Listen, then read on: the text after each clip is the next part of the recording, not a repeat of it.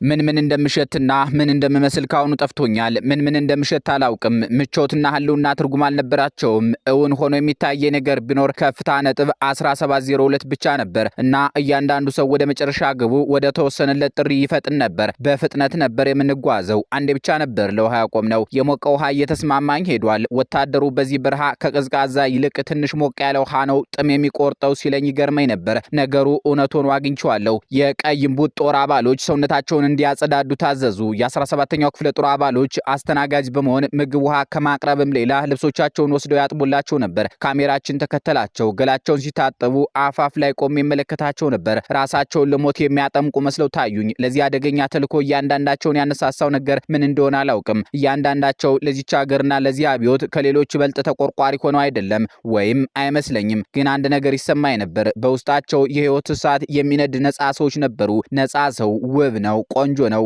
እና ሁሉም ውቦች ቆንጆዎች ነበሩ። ልቤ በጣም አዘነ። ጀንበሯ ከናቅፋ ተራሮች በስተጀርባ ልትጠልቅ አሽቆልቁላለች። ሰማዩ እንደ ደም ቀልቶ ይታይ ነበር። ቀጥሎ የሆነው ነገር ነው ይበልጥ ልቤን የነካው።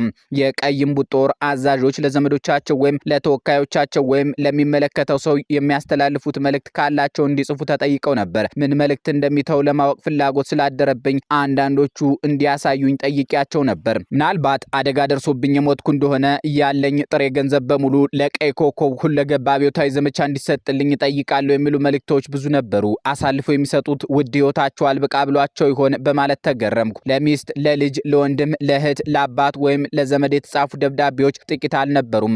አንዳንዶቹ ስለ ጉዟቸውና አሁን ስለሚጠብቃቸው ተልኮ ነበር የጻፉት እና አብዛኞቹ ደብዳቤዎች ከዚህ በኋላ የሚሆነውን እጽፋለሁ፣ ለኔ አታስቡ፣ ደህና ነኝ፣ ለምንድነው የማትጽፉልኝ? እኔ ካንቺ ወይም ካንተ ናፍቆት በስተቀር ሌላ ሐሳብ የለኝም በሚሉ አረፍተ ነገሮች የተደመደሙ ነበሩ። ከዚህም ባሻገር ናቅፋ ደርሰናል። እንዳያያዛችን ከሆነ የጦርነት ጊዜ የሚፈጅ አይመስልም። በቅርብ ቀን እመጣለሁ። እስከዚያ ድረስ ገንዘብ ካለ ላኪ ወይም ላክ። ሬዲዮና ቴፕ ሪኮርደር፣ አልጌናና ፋበት በርካሽ ዋጋ ይገኛል ካሉ በኋላ ሲመለሱ ምን ለማድረግ እንዳሰቡ በዝርዝር የጻፉ ሰዎችም ነበሩ። አንዱ ባጠራቀመው ገንዘብ ያችኑ ማሳ እንዴት እንደሚያለማና ያችን ጎጆ እንዴት እንደሚያቃና ይጽፋል። ሌላው በችግር ምክንያት ያቋረጠውን ትምህርት እንዴት አድርጎ እንደሚቀጥልና ምን ደረጃ ድረስ ለመማር እንደሚፈልግ ያትታል። ከጦር ሜዳ እያለ ጠቃሚ ትምህርት አግኝቻለሁ፣ ተለውጫለሁ። ከእንግዲህ እንዳለፈው ጊዜ ተመልሼ የምቀብጥ አይመስለኝም። መጠጥ የሚባል ነገር ትቻለሁ። እንደ ድሮ በትንሹም በትልቁም ነገር አልናደድም። ጦር ሜዳ ያሰክናል ውዴ፣ ሙች። ቅናትም ትቻለሁ። አሁን የምቀናው በህይወት ብቻ ነው። አሁን የምመኘው ነገር ቢኖር ደስታና ተድላ የሰፈነበት የሰከነና የቀዘቀዘ ኑሮ መኖር ብቻ ነው። ወደፊት የምንኖረው ኑሮ ይታየኛል። ልጄን ሳሚልኝ፣ ስመለስ የበደልኳችሁን በደል ሁሉ ድርብ አድርጌ እክሳለሁ በማለት የጻፉ ሌሎችም ነበሩ። አዎ በሰው ልብ ተስፋ ምንጊዜም አይሞት። ህይወት ካለች ተስፋ ምንጊዜም ይኖራል። በማደርገው መራራ ትግል ወድቄያለሁ። ናቅፋ የኔ መቃብር የአብዮቴ አምባ ትሆናለች። ሞት አይቀርምና የሚሞቱበትን ቦታና ሁኔታ መርጦ መሞት ታላቅ እድል ነው። ግን ናቅፋን አደራ። እኔ የታሪክ ሰው አይደለሁም፣ ተራ ወታደር ነኝ። ግን ለኢትዮጵያችን ህልውና ኤርትራን ወሳኝ ናት ሲሉ ሰምቻለሁ። ለኢትዮጵያ ህልውና ተሰውቻለሁ። ከህይወቴ በቀር ለአገሬ የማበረክተው ሌላ ውድ ነገር የለኝም። ወገኔ ከኢትዮጵያ ህልውና ሌላ አደራ የለኝም። አደራህን በኤርትራ ምድር የተከሰከሰው አጥንቴ በቁጣ እንዳይጮህ አደራ ወዘተ የሚሉ መልእክቶች ነበሩ። የሚገርመው ነገር እኔ የማስተላልፈው መልእክት አልነበረኝም።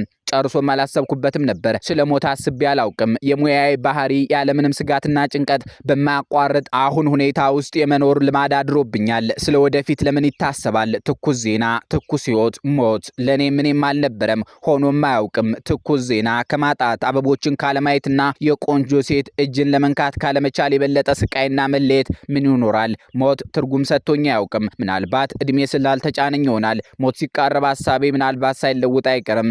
አላውቅም። አሁን ግን ሞት ሩቅ ሆኖ ነው የሚታየኝ። ግን ምን የሚያሰጋ ነገር አለ? ከሞትክ ሁለት ነገር ብቻ ያሰጋሃል። መንግስተ ሰማያት ትገባለህ ወይም ገሃነም ትወርዳለህ። እንዲህ ያለ ነገር ካለ ማለት ነው። መንግስተ ሰማያት ከገባህ ምንም የሚያሰጋህ ነገር የለም። ገሃነም ከወረድክ የሚያሰጋህ ነገር የለም። ከጓደኞች ጋር እጅ ለእጅ ስትጨባበጥ ለስጋት ጊዜ አይኖርህማ የሚል ጥቅስ የት እንዳነበብኩ ቦታው ጠፋኝ። ከከፍታ ነጥብ 1702 ሌላ የሚያሰጋኝ ነገር አልነበረም። እሱም ቢሆን ምን ያሰጋል? ይያዛል ወይም አይያዝም።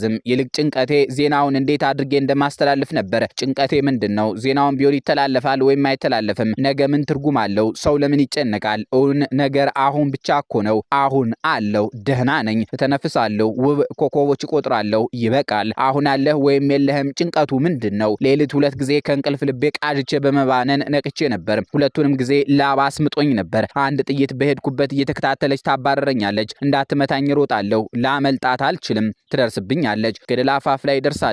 መሄጃ የለኝም እና ጥይቷ እየተወረወረች ትመጣብኛለች። ባንኜ ነቃለሁ። በሁለተኛ ጊዜ ደግሞ ከፍታ ነጥብ 1702 ላይ ይወጣን ይመስለኛል። ጠላት የለም። ተራራው እንደ ሰው ልብ ሲመታ ይሰማኛል። ቆይቶ የተራራው ትርታ አደንቋሪ ይሆናል። ልቤ አብሮ ይሸብራል። ነፍሴ ተጨንቃለች። ተራራው ተጠምዶ እንደ ቆየ ቦምብ ድንገት ይፈነዳል። ዓለም ይደበላለቃል። ምጽአት ይሆናል። ጠርብ ድንጋዮች ሰማዩን ያለብሱታል። እንደገና እያለበኝ ነቃለሁ። ከመሰብሰቢያ ወረዳችን ተነቃነቅን። ቴክሲ ላይ ቶሎ ይነጋል። ሮራ ጸሊም ላይ የንጋት ፀሐይ በሙሉ ድምቀቷና ውበቷ ስትወጣ ማየት እጅግ ያስደንቃል። ተፈጥሮ ውብ የንጋት ትርኢት የምታሳይበት ቦታ ነው። ለመጀመሪያ ጊዜ ከፍታ ነጥብ 1702ን ከሩቅ አየሁ። የአካባቢው ትልቁ ተራራ ባይሆንም ከሌሎቹ ይልቅ ግርማ ሞገስ ተጎናጽፎ ታየኝ። ቀጥ ብሎ ከምድር ወደ ሰማይ የተወረወረ ሹል ተራራ ነው። የቀይ እምቡጥ ጦር አባሎች በሙሉ አንጋጠው ተራራውን በአድናቆት ይመለከቱ ነበር። ፊታቸው ያበራል። ያውና የመጨረሻ ግባቸው። የልባቸውን ትርታ የሰማው መሰለኝ። እንደ እውነቱ ከሆነ ግን የራሴን የልብ ትርታ ነበር የማዳምጠው። ኮሎኔል ታሪኩ ወደ እኔ ሲመጣ አየሁት። አረማመዱ ሁሉ ፈጣንና ቀልጣፋ ሆኗል። አዲስ ዩኒፎርም ለብሷል። ተርብ መስሏል። ዛሬ አምሮብሃል አልኩት። የክት ልብሴን ነው ብሎኝ ከሩቅ የሚታየውን ተራራ በዓይኖቹ ሲቃኝ ከቆየ በኋላ ቆንጆ ተራራ ነው። መቃብሬ እዚያ ላይ ቢሆን አይከፋኝም። ለሰማይ ቅርብ ነው አይመስልህም አለኝ። እኔ ስለ መቃብሬ አዲስ አበባን ነው የምመርጠው። ብዙ አበባዎች ያሉበት ቦታ ይሻለኛል አልኩት። እኛ ይህን ተራራ መርጠናል አለኝ። የሚሞትበትን ቦታ ማንም ሊመርጥ አይችልም፣ ጀግኖችም ቢሆኑ አልኩት። ደርሰናል እንግዲህ ብሎኝ ጦሩን ተከትለን ወደ ውጊያ ወረዳው እንዴት እንደምንሄድ አስረዳኝ። ከጦሩ ኋላ መሆን ነበረብን።